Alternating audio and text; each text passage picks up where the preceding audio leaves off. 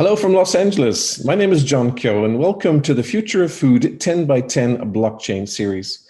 In this highly anticipated series, I'll speak with 10 blockchain companies for 10 minutes to get their views on the key challenges and also the key opportunities where a blockchain may be beneficial. And today I'm delighted to have with me Fiona Delaney, the CEO of Origin Chain, all the way from Ireland. Hello, Fiona. Hi, John. It's great to be with you here today. Well, delighted to have you, and it's always great to speak with someone from my home country, Ireland. So that's great. Now, Fiona, in the first minute, can you tell us a little bit about who you are and also about your company? Well, I am, as you say, Fiona Delaney. I'm the CEO and co-founder of Origin Chain. We are an Irish agri-tech company. Our mission is really to enhance the security, stability, and transparency of the food value chain. We provide tools that enable asynchronous, real-time, and what we consider to be high-quality data sharing, making it available through different mechanisms, largely through partnerships, to different actors within the food supply chain. So we focus at the moment on catering to on-farm data collection, and we provide a diverse set of mobile tool sets. And we operate a farmer-first data ownership model, which really derives from, the European self-sovereign identity model and privacy-first design of systems. That sounds great. Now, I heard recently that you won an award. Can you tell us briefly about that? And congratulations, by the way. Oh, well, thank you very much. Actually, I won 2 awards. The most recent one is a national award in innovation, and it was an award for the company for our work that we've been doing with the agri-food sector and largely within agriculture. And the previous one that we won is a European Standardization and Innovation Award through Sensenelec, and that was a real honor, and I think it might be one of the first agriculture focused and certainly the first blockchain focused award recipient, in that field. So on the shoulders of giants, when you're working in this way as a startup or as a researcher, it's never just yourself, it's never just your company. There's a lot of work that goes on behind the scenes, so I was happy to receive it for sure. Thank you for mentioning that. So based on your experience, what would you see as the key challenges that the food industry are dealing with? And we have about 2 minutes for this question. Like cutting it right down and understanding that we focus on on-farm data collection. The biggest challenge is side-by-side management of commercial and environmental sustainability objectives. There are some processes that we know of, for example, organic farming, which encompasses this in a very thorough and audited way. But we do understand that that's not enough. There aren't enough organic farmers either to feed the world or to improve soil, water, and biodiversity and habitat quality. So it needs to run side by side. And I think in our company, we would see that as challenge number 1, and we hit that right, head on. And the second challenge then is incentivizing that.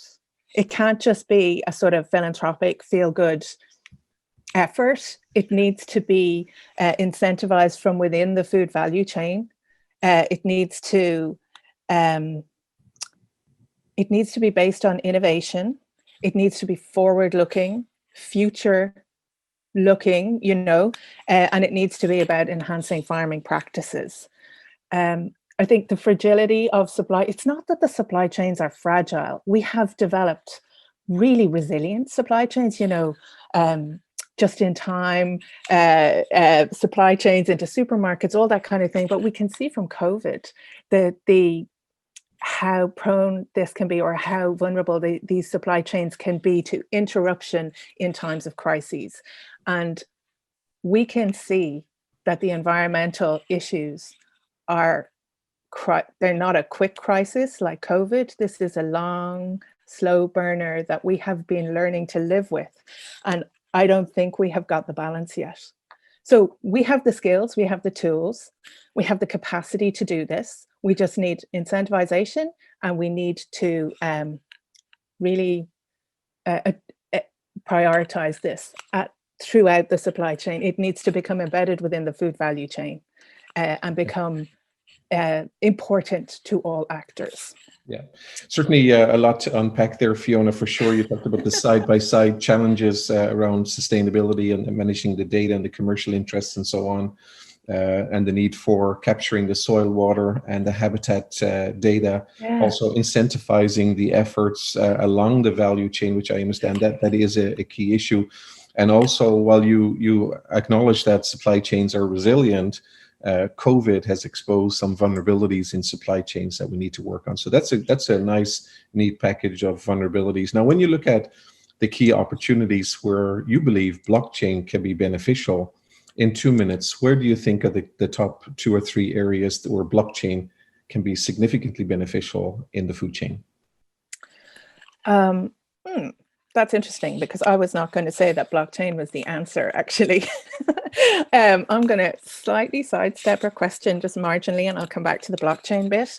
I think if we think about the opportunities, first of all, the food industry and agriculture are constantly in a high state of disruption. And this is, this is the environment, the business environment, commercial environment within which we operate. So we can play to our strengths here, and we can accommodate these new imperatives and take them in our stride, for sure. We also have knowledge from the growth of the internet, the rise of e-commerce. We can contrast that with the sort of concept of retail apocalypse or something like that, but we are still here. We are still providing. We still have a market.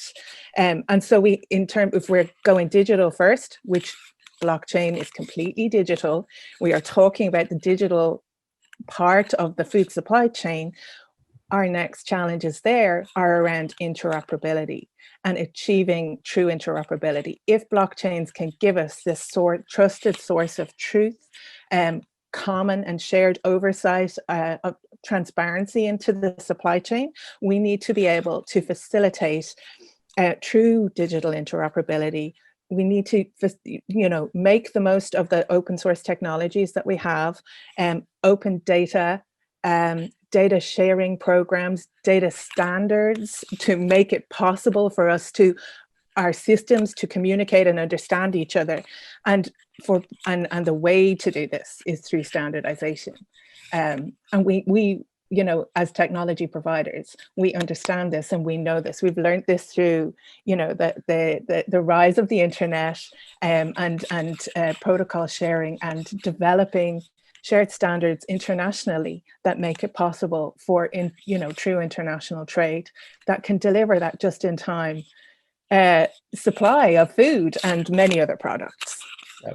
So on that, again, a lot to unpack, and we have about 2 minutes to go. But you talked about the constant state of disruption, and then technology being able to help significantly. You talked about digitization and the need for standards to drive interoperability between the trading partners, and blockchain providing that single source of truth and enhancing the transparency in the supply chain. They're all brilliant areas. I do want to go back to the incentivization component in the challenges. So in 30 seconds, if possible, what is key to the functioning of an incentivization program to get people to participate? They need to have, in this situation, we represent the farmers and we defend their rights as data owners, key data owners. But that data becomes really valuable to everybody else in the supply chain. And it's not owned by us, it's owned by the farmers. So if the farmers want to share that data, we don't necessarily use cryptocurrency as an incentivization mechanism. It's not really a conversation that we are big on having at the moment at this stage in our growth. So we would look at other data integrity incentivization schemes. We satisfy the needs of the farmers. We solve their digital problems or digital channels on the farm, challenges on the farm. And that is how we kind of onboard our farmers and then create tools, decision assist, kind of AI models that can help them to make localized and locally beneficial decisions, for example, around floodplain management, which a single farmer making decisions on their farm does not solve the problem of flooding. It needs to be cooperative, and farmers operate almost instinctively at this stage. It is the history of farming is collective, and we need to acknowledge that, and we need to enhance that model for them to participate and honor the value that that gives the rest of us in the food value chain, whether it's the consumer, the distributor, somebody else in another territory buying our quality food. And we need to not just look as individuals at our bottom line, but we need to value that, because that really matters. Ultimately, looking to the future, that's what matters. Wonderful. I think we could spend the whole session just talking about the incentivization, but I'm happy you brought that up, and I'm okay going over, a minute or two today on our session, because that incentivization and certainly the ownership of data from the farm out is a crucial topic now, and it's going to become more important moving forward. So Fiona, my last question to you: if you were up in front of 50 startup CEOs in the food industry who were just starting off, they have a new product, they're bringing it to the market, and you were up in front of them as the CEO of a technology company, what guidance would you give them? Demand insight into the sustainable farming practices of your suppliers, whether you're on the chef end or some other end. Demand insight. Find out about how the food is made and how did it get to you, and start questioning. It needs to be completely acceptable. It needs to be as much as the taste and freshness and novelty maybe of the food that we are eating and working with. This aspect needs to be highlighted, valued, and understood. So yeah, we're so tenacious. Like, startup people are so tenacious that if there's 50 wonderful startup people out there demanding this kind of information, it becomes more important. It's awareness raising, it's kind of evangelizing, but it will what we have discovered is there is really immense value in that kind of information, that provenance information maybe, and you will build that into your business models, and then it becomes embedded in all these value chains. Wonderful. Ladies and gentlemen, there you have it, all the way from Ireland, Fiona Delaney, the CEO and founder of Origin Chain, with some fantastic insights for us today on a Saturday morning, I must admit. So Fiona, thank you so much for sharing time with us and sharing your wisdom. My pleasure, my real pleasure. Thanks, John. Thank you.